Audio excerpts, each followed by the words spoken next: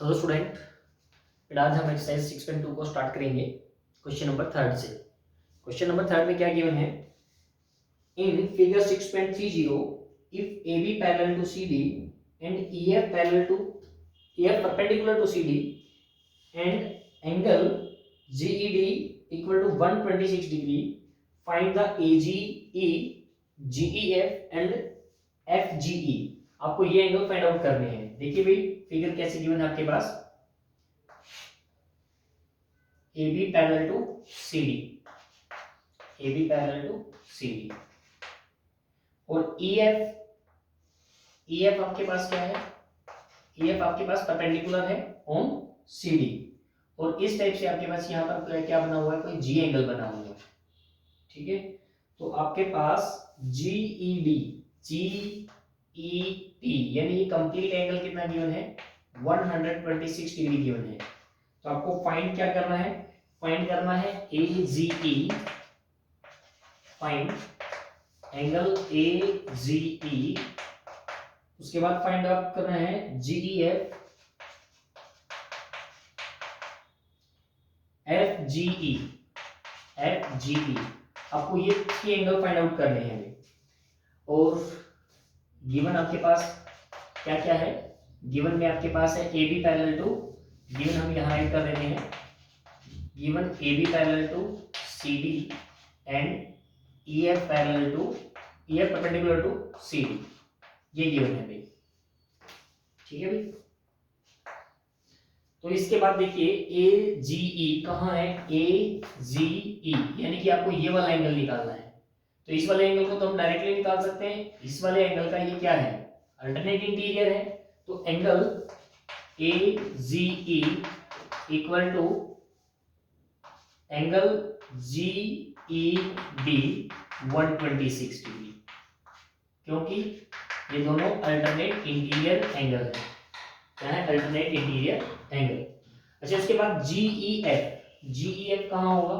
जी E F आपको पता है कि angle G E D equal है G E F plus F E D. आपको पता है कि ये अगर परपेंडिकुलर है तो ये एंगल कितने डिग्री का है? 90 डिग्री का है। तो ये आपके पास 126 डिग्री है, ये आपके पास 90 डिग्री है, और यहाँ से आपके पास जी ई एफ एंगल निकल जाएगा। इधर 90 सब्ट्रैक्ट हो जाएगा, 90 सब्ट्रैक्ट होने के बाद आपके पास बच जाएगा 36 डिग्री। तो जी ई एफ की आपके पास क्या आ जाएगी? 36 degree. F G E, F G ई, तो इस एंगल को आपने निकालना है। तो ये कैसे निकलेगा? ये प्लस ये दोनों का ऐड कितना हो जाएगा? लीनियर पेयर हो जाएगा।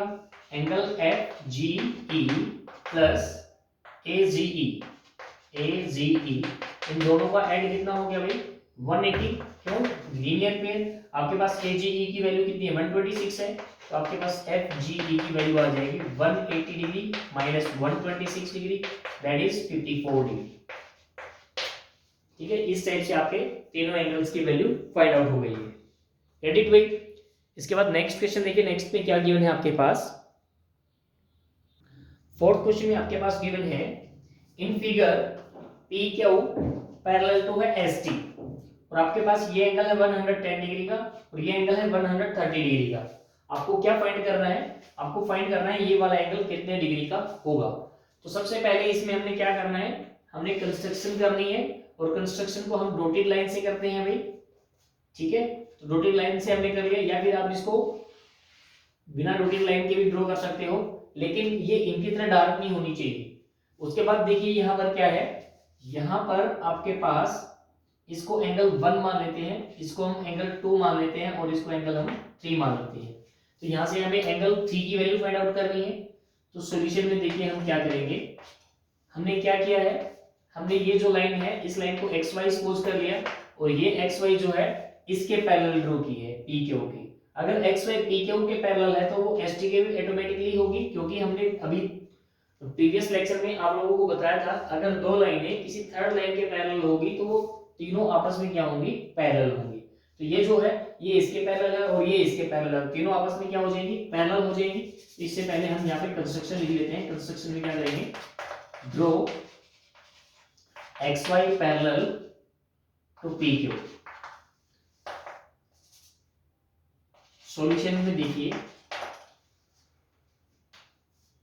If X Y parallel to P Q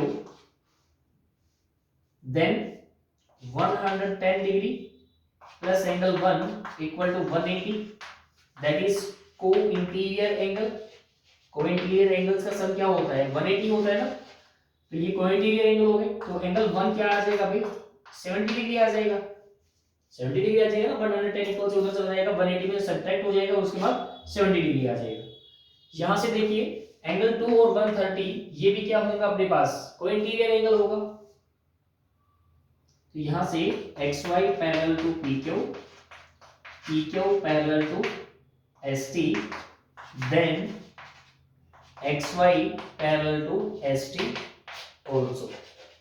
ये होने के बाद आप क्या कहोगे, 130 plus angle 2 equal to 180, that is also co interior angle. And co interior angle होने के बाद हम एंगल 2 की वैल्यू फाइंड आउट कर लेंगे। एंगल 2 की वैल्यू आने वाली है आपके पास 50 डिग्री। अब आपको पता है एंगल ऑन स्ट्रेट लाइन हमेशा क्या होते हैं, 180 होते हैं, तो यहाँ पर angle 1 plus angle 2 plus angle 3 तीनों का ऐड क्या होगा, 180। रीजन में क्या डाल देंगे, angles on straight line. Angle on straight line होने के बाद यहाँ पर एंगल 1 की वैल्यू है अपने पास 70 डिग्री, एंगल 2 की वैल्यू हमने अभी भी निकाली है 50 डिग्री, तो एंगल 3 क्या आ जाएगा आपके पास, इन दोनों को ऐड करके इक्वल से उधर ले जाएंगे, उधर ले जाने के बाद ये सब्ट्रैक्ट हो जाएगा 120 और एंगल 3 की वैल्यू आ जाएगी आपके पास 62। तो इस टाइप से आपके पास जो QRS एंगल था वो आपके पास आ जाएगा 60 डिग्री। तो इस टाइप से आपका क्वेश्चन नंबर 4 सोल्व हो जाएगा। नेक्स्ट क्वेश्चन देखिए, fifth question, in figure AB parallel to CD angle APQ is equal to 50 degree and TRD आपके पास 127 डिग्री गिवन है, और आपको क्या करना है, x और y की वैल्यू फाइंड आउट करनी है। ये वाला x और ये वाले y की वैल्यू फाइंड आउट करनी है। अगर आपको पता हो तो 50 प्लस y, यहाँ पर AB और CD पैरेलल लाइनें हैं, AB और CD आपके पास पैरेलल लाइनें हैं, और ये TR जो है ये ट्रांसवर्सल लाइन है। अगर ये ट्रांसवर्सल लाइन है तो आप कह सकते हैं यहाँ पर from figure 50 plus y equal to 127 degree. ये वाला एंगल और ये वाला एंगल अल्टरनेट इंटीरियर एंगल होंगे due to alternate interior angle. Alternate interior angle के बाद हम कह सकते हैं कि यहाँ पे y की जो वैल्यू आएगी 127 माइनस 50 डिग्री होने के बाद आपके पास कितना आ जाएगा, 7 में से 0 7, 12 में से 5 है 7, तो y की वैल्यू आ गई आपके पास 77 डिग्री। उसके बाद x की वैल्यू आ जाएगी x, अगर हमारे पास AB पैरेलल टू CD है तो PQ क्या है, ये भी अपने पास एक ट्रांसवर्सल लाइन है, और यहाँ से डायरेक्टली आपके पास x इक्वल टू 50 आ जाएगा, क्यों आ जाएगा, अल्टरनेट इंटीरियर एंगल से। तो इस टाइप से x की वैल्यू हो जाएगी आपके लिए 50 एंड y की वैल्यू हो जाएगी आपके लिए 77 डिग्री। Get it. इसके बाद नेक्स्ट क्वेश्चन देखिए, sixth question, last question of this exercise. Question number 6 में आपके पास गिवन है कि भाई PQ और RS आपके पास टू क्या है, मिरर है, और ये दोनों मिरर पैरेलल भी हैं। उसके बाद आपको प्रूव करना है यहाँ पर AB जो है CD के क्या होगी, पैरेलल होगी। तो इसके लिए हमने क्या कर लिया, यहाँ पर टू नॉर्मल ड्रॉ कर लिए। नॉर्मल क्या होते हैं, परपेंडिकुलर होते हैं। हमने इस लाइन पर ये परपेंडिकुलर ड्रॉ कर लिया और इस लाइन पर ये परपेंडिकुलर ड्रॉ कर लिया। इससे क्या होता है, यहाँ पे हमें साइंस का एक रूल भी पता है कि इंसिडेंट एंगल और रिफ्रैक्टिव एंगल हमेशा क्या होते हैं, किसी भी मिरर पर जाते हैं तो वो टकराते हैं, तो इंसिडेंट एंगल और रिफ्रैक्टिव एंगल इक्वल होते हैं। सिमिलरली यहाँ पर भी क्या होगा, यहाँ पर भी आपके पास इंसिडेंट एंगल और रिफ्रैक्टिव एंगल क्या होंगे, इक्वल होंगे। इसको हमने I1 बोल दिया और इसको हमने R1 बोल दिया, इसको I2 और इसको R2 बोल दिया। तो यहाँ पर आपके पास सबसे पहले हमने क्या किया है, कंस्ट्रक्शन किया है। कंस्ट्रक्शन में क्या किया है, draw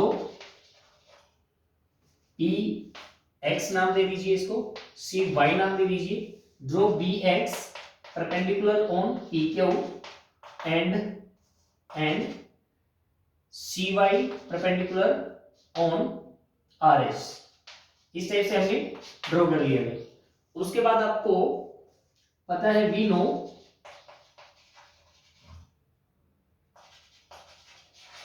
angle of incident equal to angle of reflection when ray strike on mirror.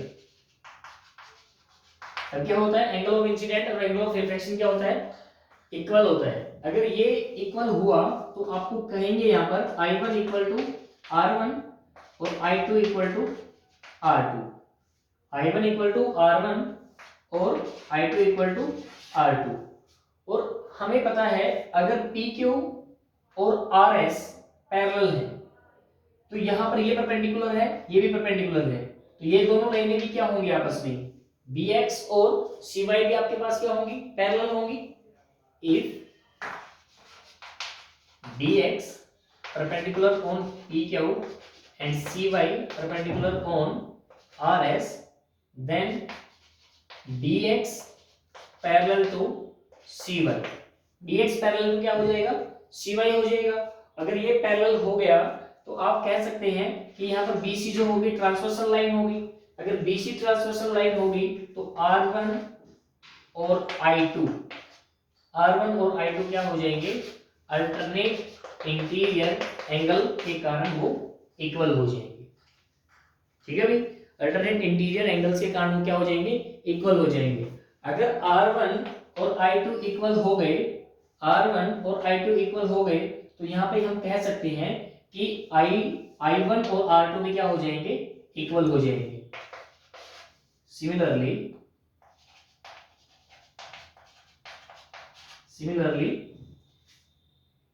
I1 equal to R2 हो जाएगा, क्योंकि I2 भी इक्वल क्या है, R2 है, और R1 के इक्वल क्या है, I1 है, तो I1 और R2 भी क्या हो जाएंगे, इक्वल हो जाएंगे।